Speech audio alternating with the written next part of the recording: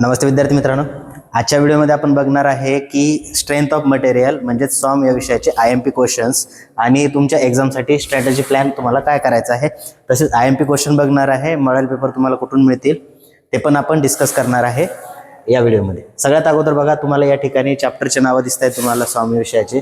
First आहे moment of inertia, जो आहे 12 मार्कासाठी. दुसरा आहे सिंपल स्ट्रेस अँड स्ट्रेन, तो 18 मार्काचा आहे. Share force and bending moment, तो पण 16 मार्काचा आहे. Bending stress and share stress in beam 12 mark आणि डायरेक्ट अँड बेंडिंग स्ट्रेसेस हा 12 मार्काचा चॅप्टर. ओके, तर बघा या ठिकाणी आपण चॅप्टरचं डिस्कशन तर करतोय, त्यासोबतच आता बघायचं की IMP क्वेश्चन असतील किंवा मॉडेल पेपर जे आहेत किंवा क्वेश्चन पेपर आहे हा कुठे मिळेल आपल्याला. बघा, हा जो क्वेश्चन आहे मॉडेल पेपर आहे, राहू दे. हा क्वेश्चन पेपर जो आहे हा आहे विंटर 2024चा. ठीक आहे, या ठिकाणी बघा तुम्हाला दिसत असेल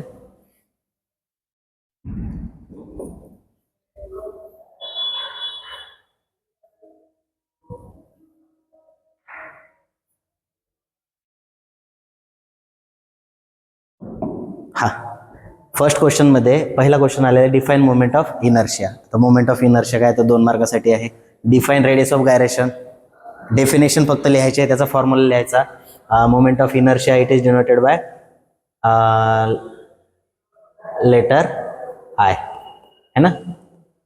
त्यानंतर रेडियस ऑफ गायरेशन कशाने डिनोट करतो आपण, के न. काय फॉर्म्युला आहे, under root of I by A. ठीक आहे. मोमेंट ऑफ इनर्शियाचं युनिट काय, तर mm⁴ मीटर⁴. ओके, आणि मोमेंट ऑफ इनर्शिया आय ने डिनोट करतो आपण, त्याचा फॉर्म्युला काय आहे, तर AH². ठीक आहे. Algebraic sum of product of area and square of perpendicular distance between axis. ठीक आहे. हां, त्यानंतर हुक्स लॉ काय स्टेट करतो, तर stress is directly proportional to strain. काय इंडिकेट करतो, stress is directly proportional to strain. फक्त एक शब्द ऍड करायचा त्या ठिकाणी, within elastic limit. Within elastic limit stress हा डायरेक्टली प्रोपोर्शनल असतो स्ट्रेनच्या. हा जो लॉ आहे याला म्हणतो आपण हुक्स लॉ. काय म्हणतो, हुक्स लॉ. कळालं, stress is directly proportional to strain, एवढं लक्षात ठेवायचं. Within elastic limit stress is denoted by sigma is directly proportional to strain म्हणजे स्मॉल ई. ठीक आहे, बस सफिशियंट आहे. 2 मार्कासाठीच विचारलेलं आहे. जर तुम्हाला पुढे विचारलं की इलॅस्टिक कॉन्स्टंट काय असतं किंवा मॉड्युलस ऑफ इलॅस्टिसिटी काय असतं, यंग मॉड्युलस काय असतं, तर त्यावेळेस तुम्हाला याला सॉल्व्ह करावं लागतं. बट या ठिकाणी हुक्स लॉ फक्त काय करायचं आहे, स्टेट करायचं आहे. त्याचं स्टेटमेंट आणि त्याचा फॉर्म्युला एवढा जरी लिहिला तरी सफिशियंट आहे. ठीक आहे. काय फॉर्म्युला हुक्स लॉचं स्टेटमेंट काय, stress is directly proportional to strain within elastic limit. संपली डेफिनेशन. त्याच्यानंतर खाली हे लिहून द्या. ओके, आता काय आहे इथं पुढे बघा, define share force and bending movement. तुम्हाला माहिती आहे share force and bending movement काय असतात, त्याचे डेफिनेशन लिहायचे इथे. आता बघा, give relation between average and maximum share stress for rectangle and circular cross section. याचं रिलेशन जे आहे तुम्हाला 4th चॅप्टरमध्ये आहे, ते तुम्हाला लिहायचं आहे. त्यानंतर state any 2 assumptions in theory of pure bending, state the middle third rule. हे काय आहेत याचे सोल्युशन मी तुम्हाला आजच्या व्हिडिओमध्ये टोटल सांगणार आहे. ठीक आहे. क्वेश्चन पेपर कुठं मिळतील, तर तुम्हाला माहिती आहे MSBTच्या साईटवरती प्रिव्हियस इयरचे क्वेश्चन पेपर सर्व अवेलेबल आहेत. फॉर एक्झाम्पल डेमो जर द्यायचा झाला,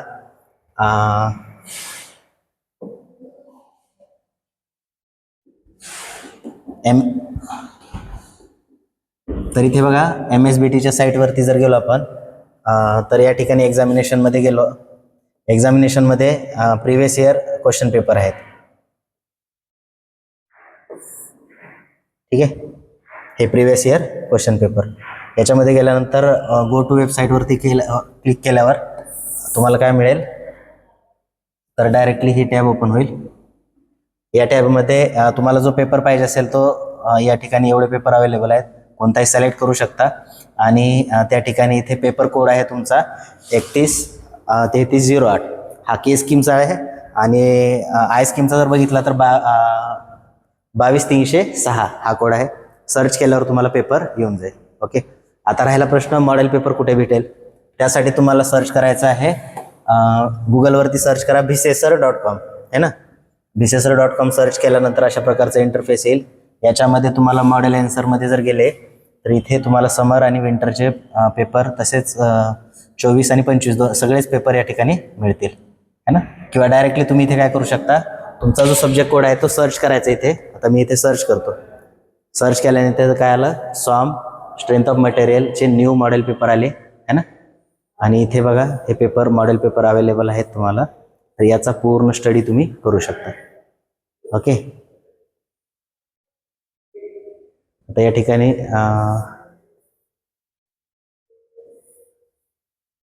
ओके, तर इथे मी एक मॉडेल पेपर ओपन करतो.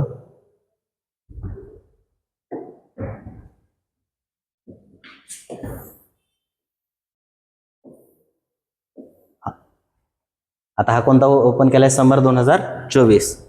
कोणत्या स्कीमचा आहे, आय स्कीमचा. ओके, 22,306. आता तुम्ही बघा या ठिकाणी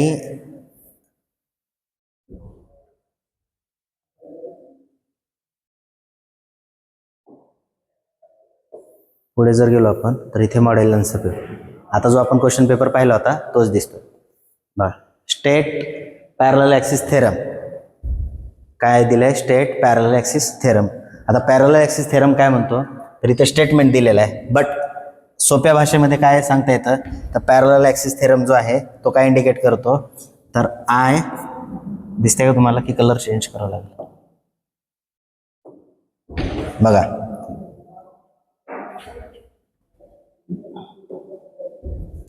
पॅरलल ॲक्सिस थेरम तो काय इंडिकेट करतो, I A B is equal to I G plus A एचचा स्क्वेअर. ठीक आहे. काही ठिकाणी आपण आय एक्स एक्स पण घेतो इथे. आता इंडिकेट काय करतो, आय ए बी म्हणजे moment of inertia about any axis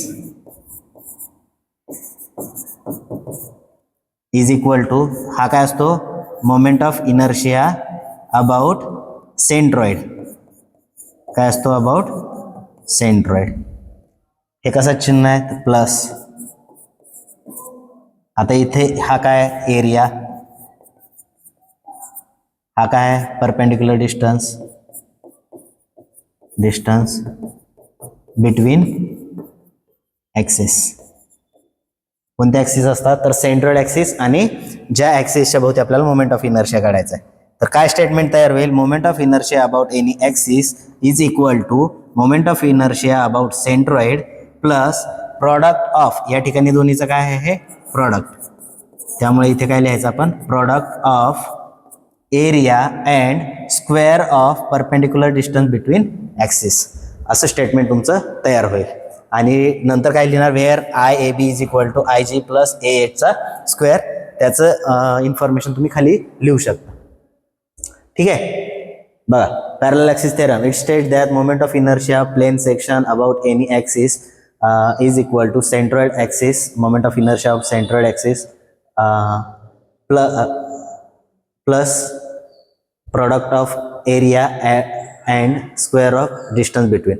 हे थोडंसं अवघड जातं स्टेटमेंट. डायरेक्टली काय करणार तुम्ही, moment of inertia about any axis is equal to moment of inertia about centroid plus product of area and square of perpendicular distance between axis. हे झालं त्याचं स्टेटमेंट. डायरेक्टली तुम्हाला 2 मार्क मिळून जातील. ठीक आहे.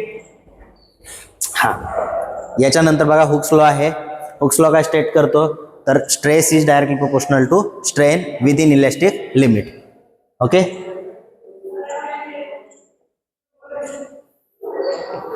पुढे बघा, आता या ठिकाणी बघा काय म्हटलंय question, state the relation between Young's modulus and bulk modulus.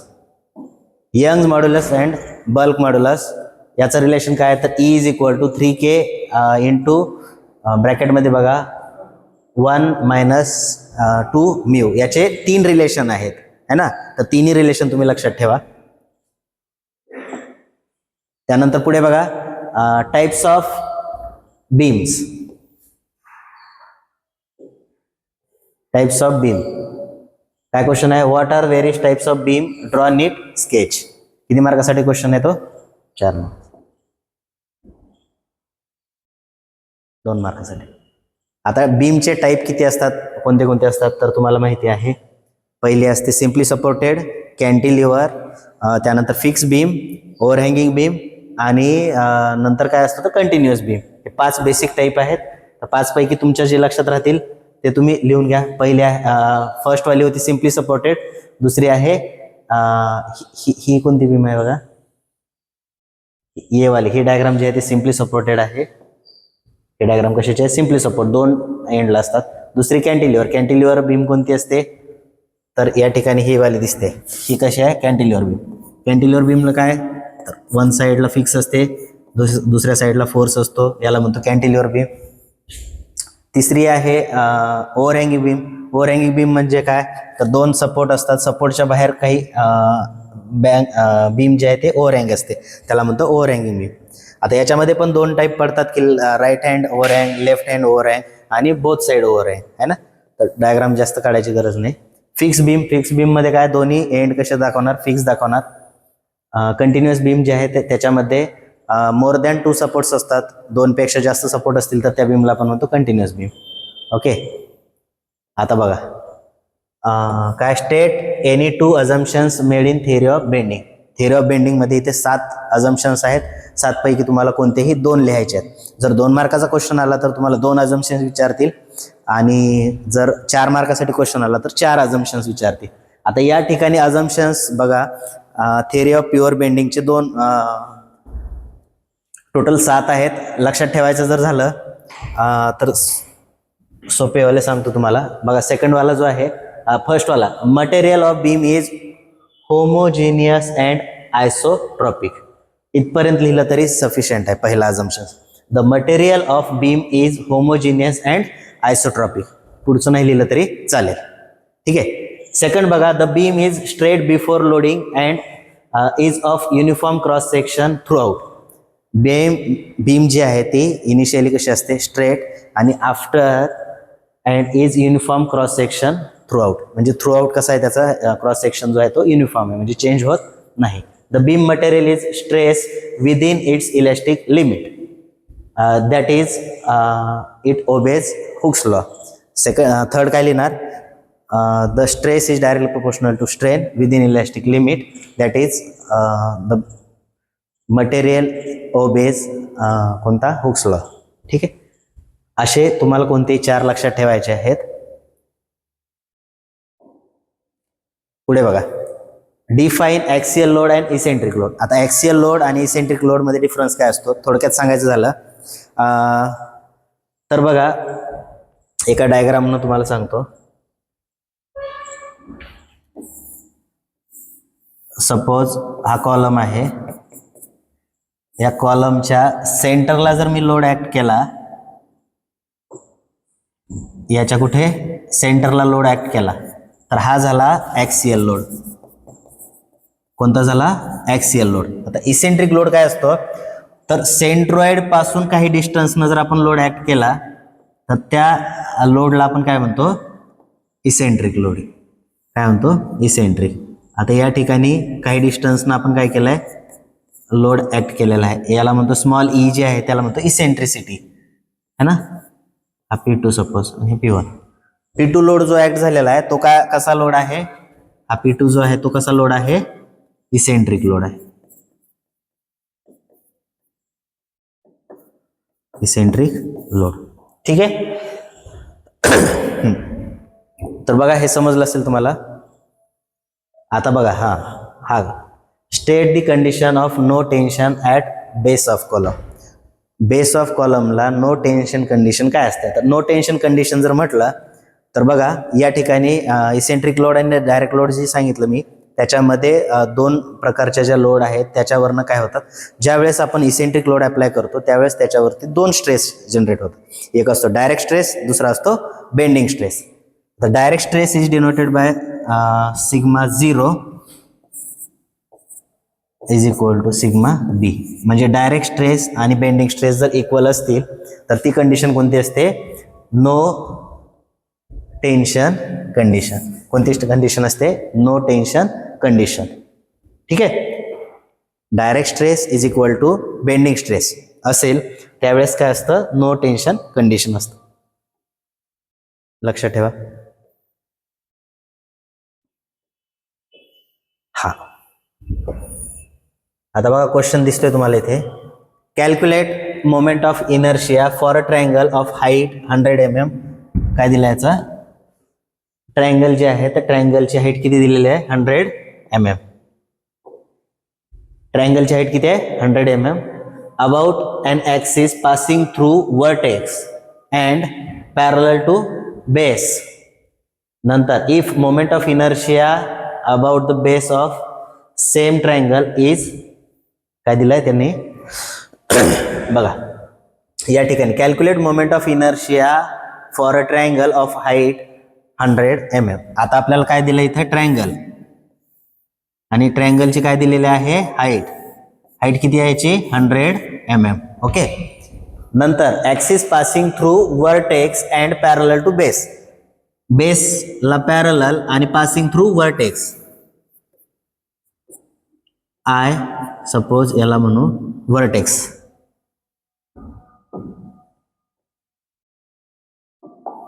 I vertex. I vertex calculate करायचं आहे तुम्हाला. But if moment of inertia about the base of same triangle is I base is equal to 10⁻⁶. ठीक आहे. But आपल्याला moment of inertia काढताना बी आणि H पाहिजे असतो, बरोबर आहे. तुम्हाला माहिती आहे वर्टेक्सचा फॉर्म्युला, सेंट्रॉइडचा फॉर्म्युला आणि बेसचा फॉर्म्युला, तिन्ही फॉर्म्युले तुमच्याकडे आहेत.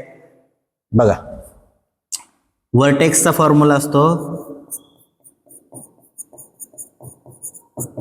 BH³/4. इथे असतो BH³/4. सिमिलरली सेंट्रॉइडचा असतो BH³/36. आणि आपल्याला कशाचा फॉर्म्युला दिलाय, व्हॅल्यू कशाची दिलेली आहे, आय अबाउट बेस. म्हणजे ट्रायंगलच्या बेसचा त्यांनी काय दिलेला आहे, व्हॅल्यू दिलेली आहे. म्हणजे बेस द्यावे एच, सॉरी याला काय म्हणू आपण, एच नाही बी म्हणतो. काय म्हणतो, बेसला बी आणि ही काय असते हाईट एच, है ना.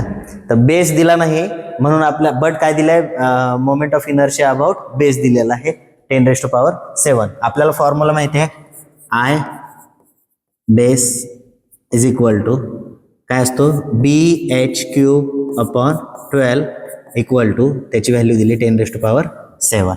आता बघा इथे B into H³/12 is equal to 10⁻⁷. B ची व्हॅल्यू दिली का आपल्याला, नाही. बीला बी जशाच ठेवा. एच ची व्हॅल्यू किती आहे, 100/³ इज इक्वल टू 10⁻⁷. तर बी ची व्हॅल्यू कॅल्क्युलेट करायची आहे तर काय करणार, 12 ला तिकडे मल्टिप्लिकेशन मध्ये, इकडे डिवाइड मध्ये, आणि 10⁻³ मल्टिप्लिकेशन मध्ये आहे तर तिकडे गेल्यावर डिवाइड मध्ये जाईल. ठीक आहे. आता मग बी इज इक्वल टू काय बनेल, 10⁻⁷ इंटू 12/100⁵.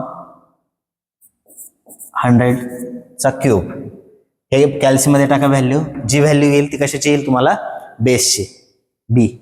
ठीक आहे. बी ची व्हॅल्यू जर आली तर बी ची व्हॅल्यू काय करणार तुम्ही, आय वर्टेक्स. वर्टेक्सचा फॉर्म्युला आहे BH³/4. काय आहे, BH³/4. तर वर्टेक्सच्या फॉर्म्युल्यामध्ये बी ची व्हॅल्यू जी येईल तुमची ती व्हॅल्यू ठेवा. एच ची व्हॅल्यू ऑलरेडी आहे 100 आपल्याकडे, डिवाइड बाय 4 करा. तुम्हाला डायरेक्टली काय मिळेल, value of moment of inertia about vertex. Similarly जर तुम्हाला moment of inertia about centroid विचारला असता तरी पण त्याचा फॉर्म्युला तुमच्याकडे होता BH³/36. त्यांना तुम्ही काढू शकता. क्लिअर आहे. ओके.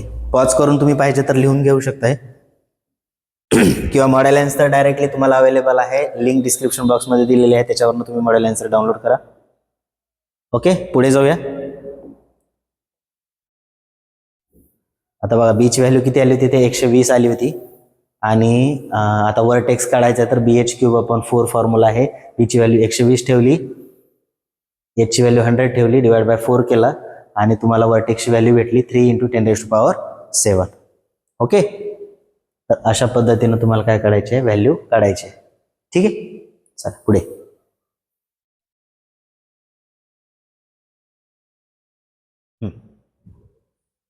4 मार्काचं क्वेश्चन आहे बघा.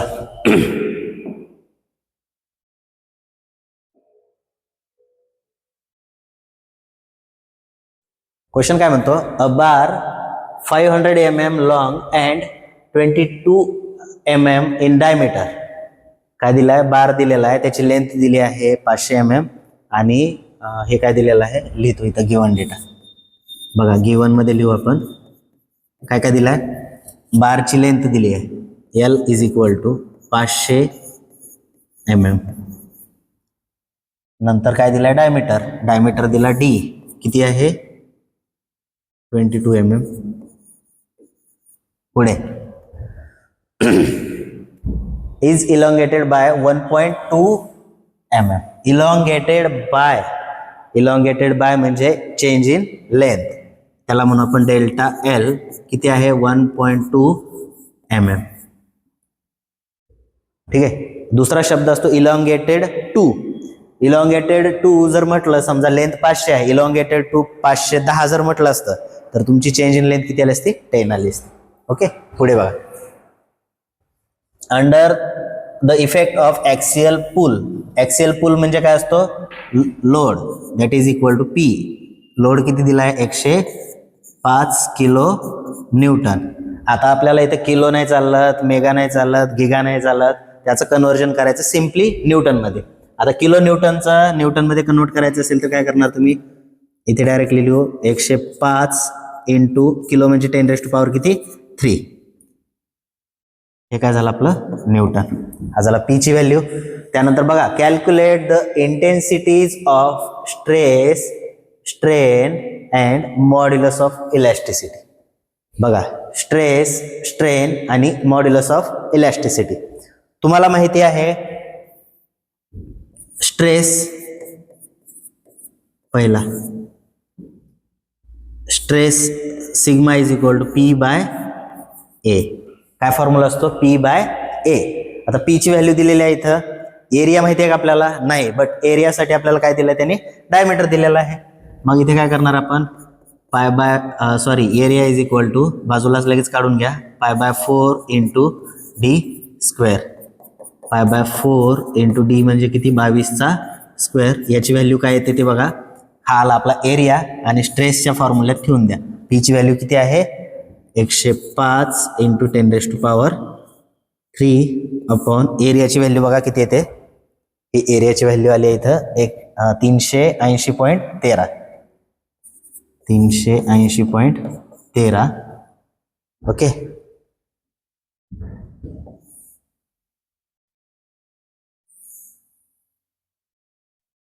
किती 380.13. आता या दोन्हीची व्हॅल्यू बघा, स्ट्रेसची व्हॅल्यू किती येते डिवाइड करा आणि त्याची व्हॅल्यू चेक करा.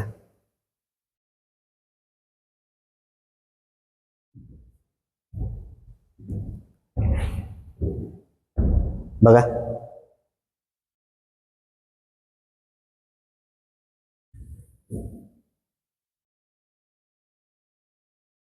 किती येते व्हॅल्यू, जी व्हॅल्यू येते स्ट्रेसची व्हॅल्यू आली. ओके. आता हा झाला स्ट्रेस. दुसरं काय कॅल्क्युलेट करायचं आहे, स्ट्रेन. दुसरं काय कॅल्क्युलेट करायचं आहे, strain. It is denoted by letter small e. तुम्हाला माहिती आहे formula delta L upon L. Change in length काय असतं, delta L upon L. Delta L म्हणजे चेंज इन लेंथ किती आहे 1.2 अपॉन L ची व्हॅल्यू किती आहे 500. हे कॅल्सी मध्ये टाका, व्हॅल्यू काढा. जी व्हॅल्यू येईल ती तुमची कशाची येईल, E ची व्हॅल्यू. ठीक आहे. तुम्हाला टास्क आहे, तुम्ही करून घ्या. त्यानंतर तिसरं काय विचारलंय, modulus of elasticity. Modulus of elasticity म्हणजे काय असतो, capital E. Capital E is equal to असतो स्ट्रेस अपॉन स्ट्रेन. काय असतं, स्ट्रेस अपॉन स्ट्रेन. आता स्ट्रेस तुम्ही इथं काढलाय, स्ट्रेन तुम्ही इथं काढलाय, त्या दोन्हीची व्हॅल्यू ठेवा, E ची व्हॅल्यू भेटेल. ओके. आता तुम्ही मला बघा, युनिटचा प्रश्न झाला, स्ट्रेस जर असेल तर स्ट्रेसचं युनिट काय असतं न्यूटन पर mm चा स्क्वेअर. त्यानंतर स्ट्रेनचं, स्ट्रेन म्हणजे काय असतो change in length upon original length, length upon length, mm upon mm. काय होईल, युनिट येईल कायचं, इथं काय युनिट येणार नाही. सिमिलरली E ची व्हॅल्यू जी आहे स्ट्रेस अपॉन स्ट्रेन, स्ट्रेसचं युनिट असतं न्यूटन पर mm स्क्वेअर, म्हणजे हेच युनिट येणार. तर अशा पद्धतीनं तुम्हाला कॅल्क्युलेट करायचं आहे. पॉज करून तुम्ही लिहून घेऊ शकता. हे टास्क कंप्लीट करा. ओके, पुढे जाऊया आपण.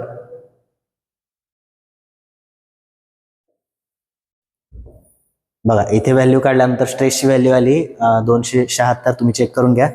स्ट्रेनची व्हॅल्यू आली 2.4 × 10⁻³ आणि मॉड्युलस ऑफ इलॅस्टिसिटीची व्हॅल्यू आली एवढी है ना, 115.09.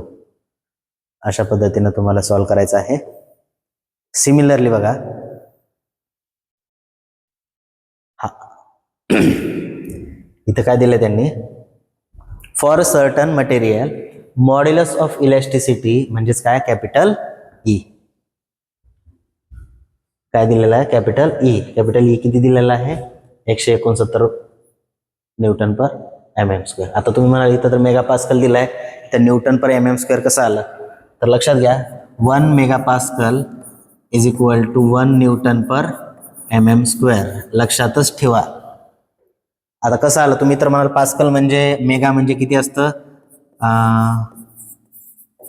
10⁻⁶ पास्कल. पास्कल म्हणजे काय असतं, Nm/m². आता हे समजण्यासाठी लिहितोय तुम्हाला 10⁻⁶ Nm/m². बट आपल्याला कशामध्ये व्हॅल्यू पाहिजे असते, mm² मध्ये.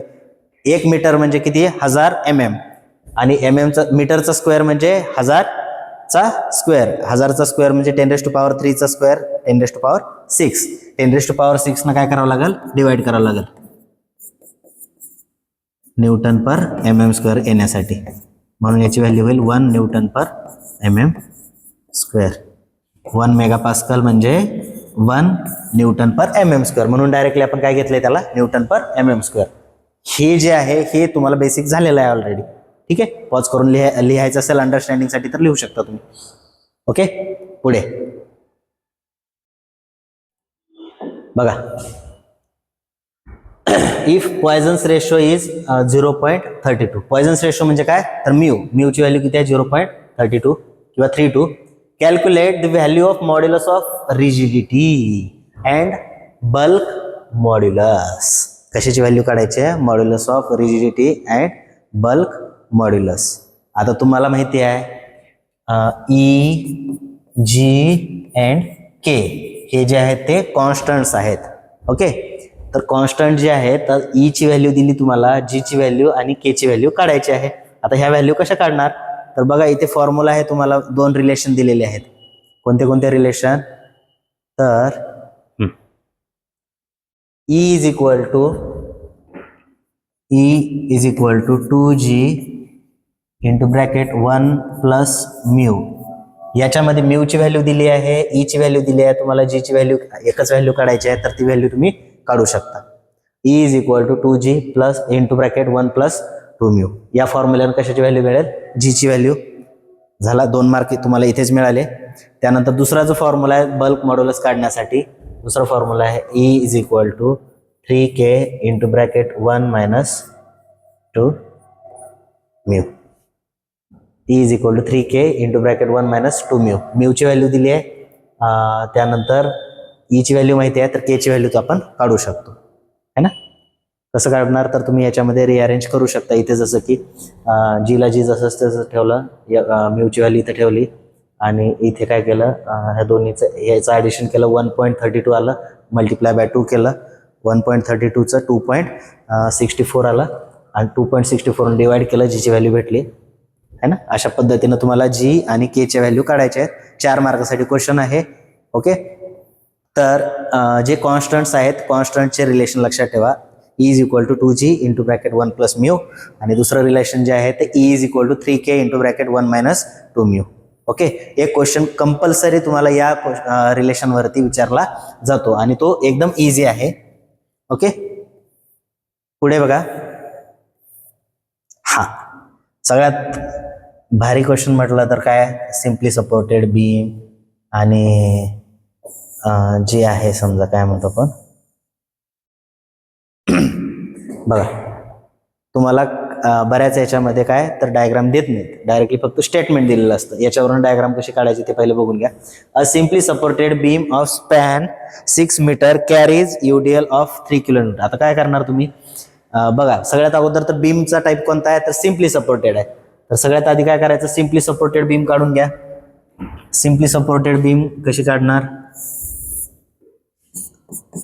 सिम्पली सपोर्टेड मध्ये दोन्ही साईडला सिम्पली सपोर्ट असतो, त्याला म्हणू आर ए रिॲक्शन आणि रिॲक्शन बी, आर ए आणि आर बी. ठीक आहे, दोन रिॲक्शन काढल्या म्हणजे आपली सिम्पली सपोर्टेड बीम. स्पॅन दिलाय, किती दिलाय 6 मीटर. स्पॅन म्हणजे काय तर दोन सपोर्ट मधलं डिस्टन्स किती आहे 6 मीटर. नंतर it carries UDL of 3 kN per meter spread over 2 metre from left support. किती डिस्टन्स वरती स्प्रेड झालेला आहे तो, लेफ्ट सपोर्ट पासून 2 मीटर, लेफ्ट सपोर्ट पासून 2 मीटरला UDL आहे, म्हणून आपण 2 मीटर पर्यंत UDL काढला. आता त्याची इंटेन्सिटी किती आहे तर 3 kN per meter, 3 kN per meter. Okay, आणि नंतर काय आहे, and a point load of 6 kN at 4 metre from left support. Left support पासून किती डिस्टन्स वरती, 4 मीटर डिस्टन्स वरती, लेफ्ट सपोर्ट पासून 4 मीटर डिस्टन्सला काय आहे तर एक पॉइंट लोड आहे. पॉइंट लोडची व्हॅल्यू आहे किती 6 kN, 6 kN. अशा प्रकारचे आपल्याला सिम्पली सपोर्टेड बीम दिलेली आहे. Draw SFD and BMD, draw SFD and BMD. आता SFD आणि BMD काढण्यासाठी अगोदर आपल्याला RA आणि RB काढावं लागेल.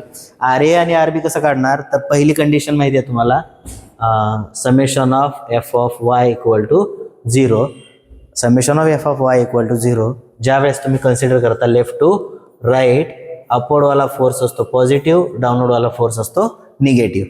ठीक आहे, तर RA प्लस आता UDL चा कन्वर्ट करायचं राहिले तुम्हाला पॉइंट लोड मध्ये. आता UDL म्हणजे काय तर 3 kN पर मीटर, म्हणजे प्रत्येक मीटरला किती kN फोर्स ऍक्ट होतो 3 kN. आता डिस्टन्स किती आहे 2 मीटर, म्हणजे 2 मीटरवर किती लोड ऍक्ट होईल तर 3 × 2, 3 2 6, 6 kN लोड ऍक्ट होईल. आणि लोड कुठे ऍक्ट होईल याच्या सेंटरला, सेंटरला म्हणजे 1 मीटर डिस्टन्स होता इथून, तर इकडे पण किती डिस्टन्स राहील 1 मीटर. आणि पॉइंट लोड याचं हे करायची, इंटेन्सिटी दाखवायची. नंतर summation of f of y काढा, अपवर्ड वाला फोर्स पॉझिटिव्ह, डाऊनवर्ड वाला निगेटिव्ह. ओके, अशा पद्धतीने तुम्हाला RA मिळेल आणि RB मिळेल. त्यासाठी नंतर काय करायचं, moment about A equal to 0, याच्या भोवती मोमेंट घ्या आणि त्याला 0 ठेवा. इथे दाखवतो तुम्हाला.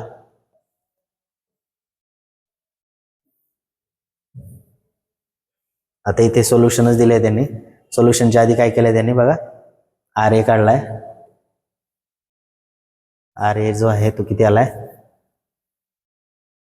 RB आला 5 kN, RA आला 7 kN. इथे बघा तुम्हाला व्हॅल्यू पण दिलेले आहेत. RA व्हॅल्यू काढली तर 1 मार्क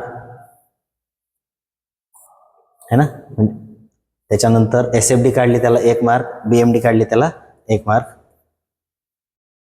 असं डिस्क्रिप्शन आहे. RA RB आल्यानंतर SF कॅल्क्युलेशन आहे. SF कॅल्क्युलेशन तुम्हाला या ठिकाणी लेफ्ट राईट थोडंसं अवघड वाटेल, जर तुम्हाला सांगायचं असेल तर थोडक्यात मी सांगू शकतो.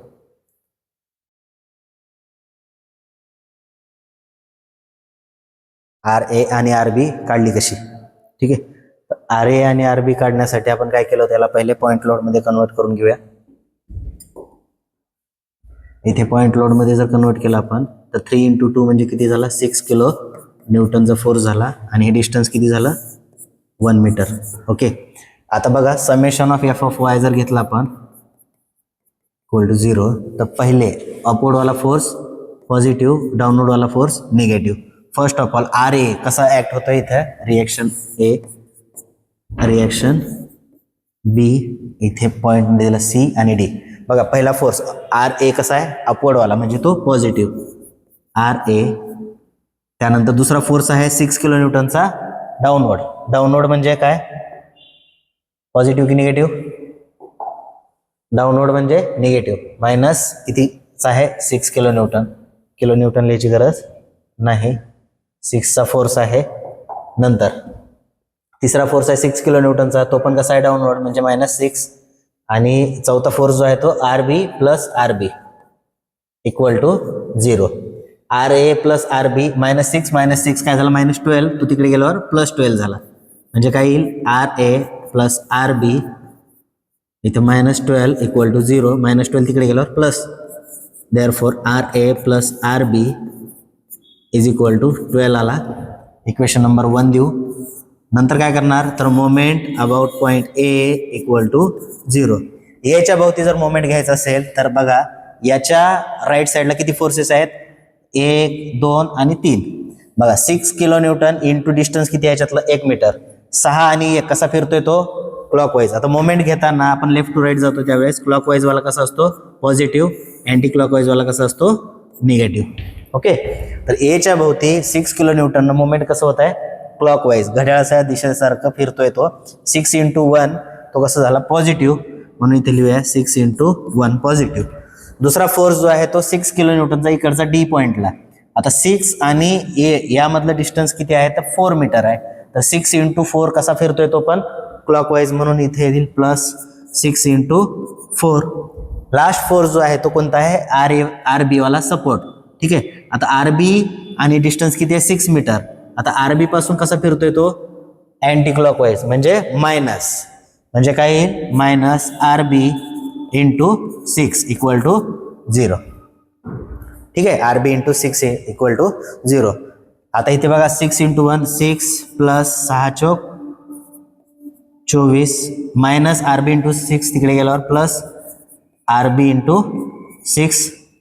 आता 24 आणि 6 किती होतं 30 इज इक्वल टू RB × 6. फक्त RB ची व्हॅल्यू जर काढायची असेल तर इथं 6 मल्टिप्लिकेशन आहे, इकडे गेल्यावर डिवाइडमध्ये 30 / 6 किती येतं बघा RB इज इक्वल टू 6 × 5 = 30 म्हणजे 5 किलो न्यूटन काय आला आपला RB. ठीक आहे, RB 5 आला. तर RA ची व्हॅल्यू जर काढायची असेल तर इथं RA ची व्हॅल्यू या इक्वेशन मध्ये 1 मध्ये ठेवा. काय भेटेल मग बघा RA प्लस RB ची व्हॅल्यू किती आली 5 kilo newton equal to 12. RA equal to 12 हा प्लस मायनस तिकडे गेल्यावर -5, 12 मधून 5 गेले 7 किलो न्यूटन. RA ची व्हॅल्यू आली 7 आणि RB ची व्हॅल्यू आली 5 किलो न्यूटन. इथपर्यंत समजलं. आता तुम्हाला स्ट्रेस SFD कशी काढायची ते सांगतो थोडक्यात. हे आलं समजलं. आता बघा इथे SF कॅल्क्युलेशन.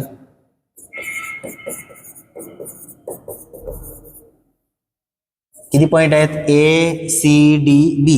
आता share force at point A ला शेअर फोर्स किती आहे RA चा, जेवढा RA आहे RA ची व्हॅल्यू किती आहे 7 किलो न्यूटन, म्हणजे शेअर फोर्स ॲट पॉइंट हे किती आला 7 किलो न्यूटन.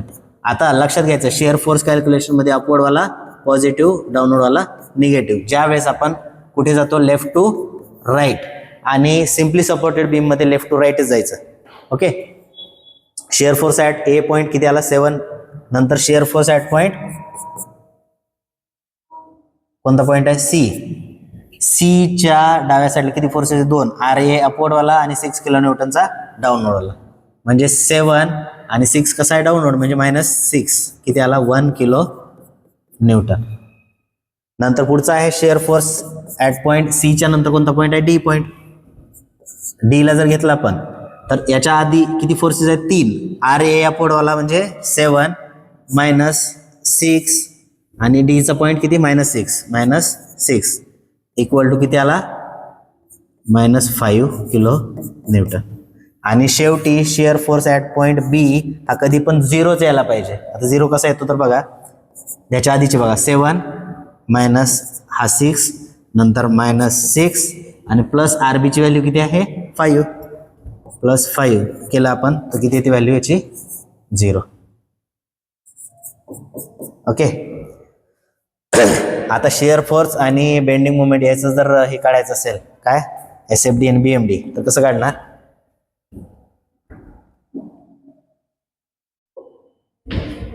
बघा याचे प्रोजेक्शन घ्या खाली प्रत्येक पॉइंटचे.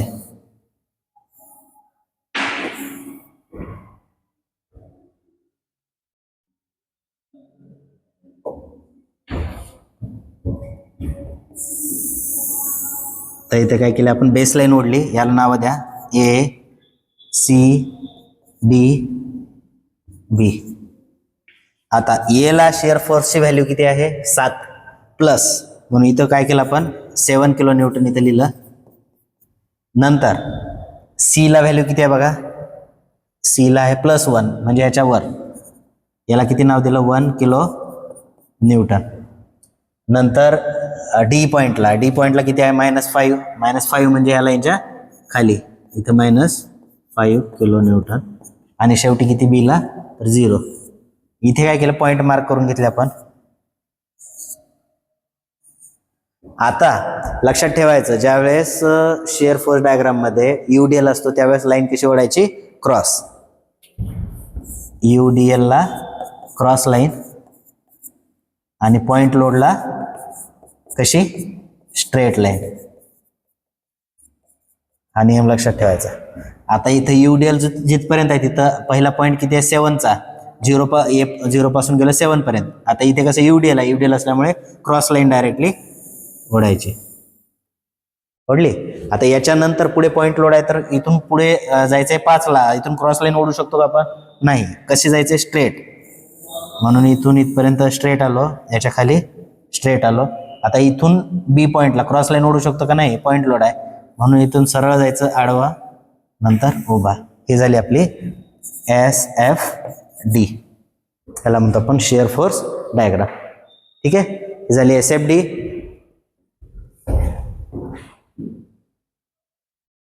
ठीक आहे, पॉज करून लिहून घेऊ शकता तुम्ही,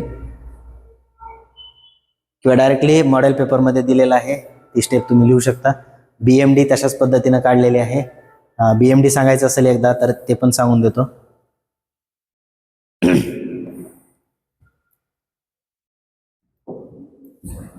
BMD साठी BM कॅल्क्युलेशन लक्षात ठेवा. BM कॅल्क्युलेशन मध्ये एक गोष्ट लक्षात ठेवायची, सिम्पली सपोर्टेड बीम जर असेल तर याच्यामध्ये दोन्ही एंड पॉइंटला बेंडिंग मोमेंट किती असतं, 0. एंड पॉइंट कोणते आहेत, BM at A equal to bending moment at B किती असते याची व्हॅल्यू 0. त्यामुळे 2 पॉइंट तर झाले. आता उरले किती पॉइंट, C आणि D. आता C पॉइंट्सला जर मोमेंट काढायचं असेल या पॉइंटला, तर याचे लेफ्टला बघा किती फोर्सेस आहेत, RA, आणि याचा जो सेंटर काढला होता आपण 3 × 2 म्हणजे 6 किलो न्यूटनचा. किती डिस्टन्सवरती होता हा, इथून 1 मीटर, आणि हा इथून किती 2 मीटर. C पॉइंटच्या लेफ्टला किती फोर्सेस आहेत, RA × 2 आणि 6 × 1. बघा इथे काय करू आता, बेंडिंग मोमेंट ॲट पॉइंट Cच्या लेफ्टला पहिला RA × डिस्टन्स किती आहे 2, आणि हा याच्या भोवती कशा C भोवती कसा फिरतोय, क्लॉकवाईज म्हणजे प्लस, अँटी क्लॉकवाईज म्हणजे minus. Bending moment at C किती येईल, RA × 2. RA ची व्हॅल्यू किती होती, RA ची व्हॅल्यू किती आली होती 5, किती आली होती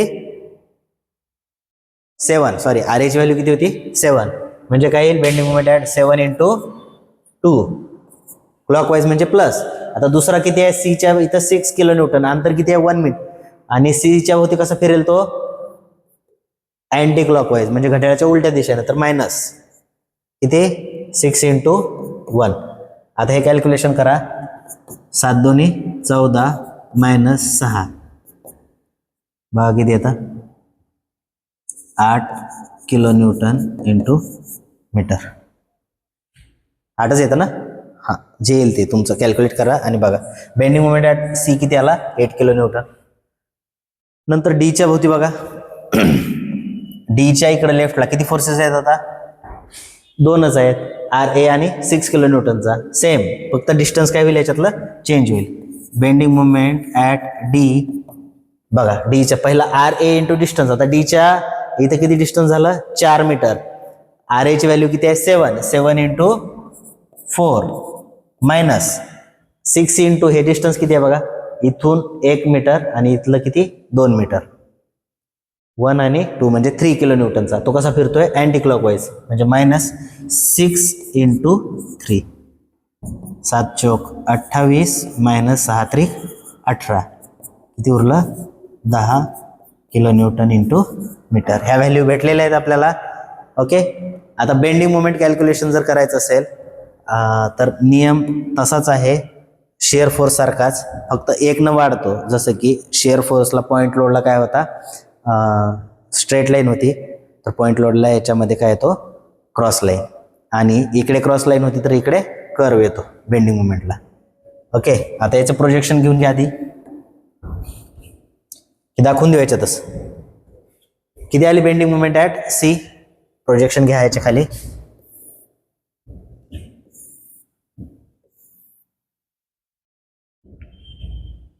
आता बेंडिंग मोमेंटसाठी सगळे बेंडिंग मोमेंट कसे आहेत, पॉझिटिव्ह.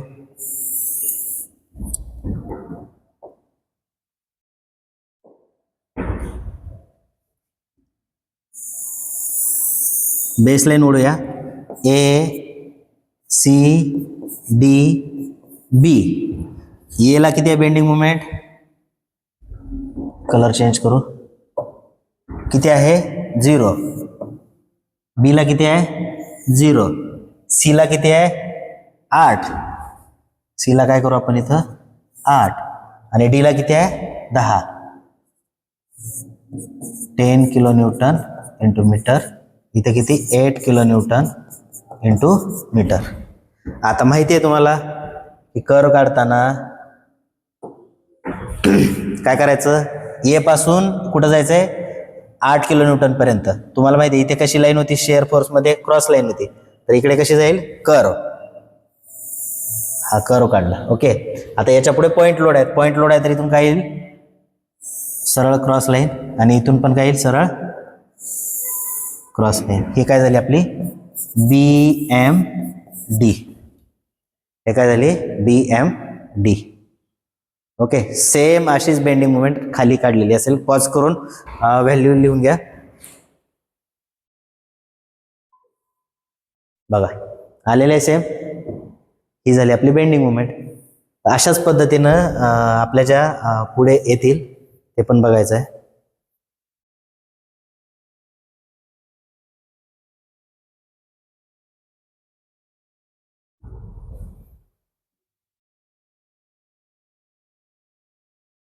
ठीक आहे.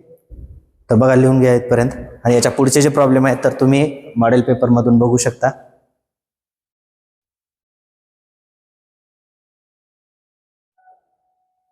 तर बघा या ठिकाणी हे झालं. तर पुढचे क्वेश्चन पण लोड झालेले आहेत, तुम्ही ते डाउनलोड करू शकता. या ठिकाणी पुढचा क्वेश्चन जो विचारला होता, for a lamina as shown in figure determine its moment of inertia about x x axis.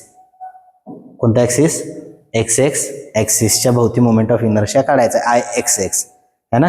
तर तुम्हाला इथे पॅरलल ॲक्सिसचा थेरम यूज करायचा आहे. अगोदर तुम्ही हे काढा, वाय बार काढा, a1 y1 plus a2 y2 upon ए म्हणजे काय असतो तर a1 प्लस a2. ए म्हणजे काय असतो a1 प्लस a2. यानं वाय बार मिळेल. वाय बार नंतर तुम्हाला आय एक्स एक्स कॅल्क्युलेट करायचा आहे दोन्हीचाही. नंतर I x x 1 I x x 2 दोन्हीचे ॲडिशन करायचे आहे, तुम्हाला मिळेल आय एक्स एक्स है ना. पहिल्या चॅप्टरमध्ये झालेला आहे. अशा पद्धतीनं तुम्हाला सर्व ॲन्सर्स या ठिकाणी मिळतील.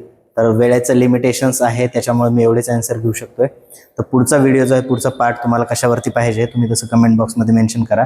थेअरी जर होते पाहिजे की पूर्ण पेपर सॉल्व करून पाहिजे तर तसं मेन्शन करा है ना. जर तुम्हाला दुसरा कोणता पेपर हे करून पाहिजे असेल किंवा IMP पुढे सांगायचे असतील तर पुढच्या व्हिडिओमध्ये तसे तुमच्या कमेंट बघून मी पुढचा व्हिडिओ बनवेल. आय होप तुम्हाला समजलं असेल. ठीक आहे. तर महत्त्वाचे जे आहेत 5वा आणि 6वा चॅप्टरमध्ये एक पर्टिक्युलर तेच रिपीटेड क्वेश्चन आहेत, ते पण तुम्ही बघू शकता. तुम्ही म्हणत असले तर 5वा आणि 4था आणि 5वा चॅप्टर पुढे घ्यायचं असेल तर तसं पण मेन्शन करा, म्हणजे आपण ते तशा टाईपचे प्रॉब्लेम घेऊया है ना. भेटू आपण नेक्स्ट व्हिडिओमध्ये. थँक्यू.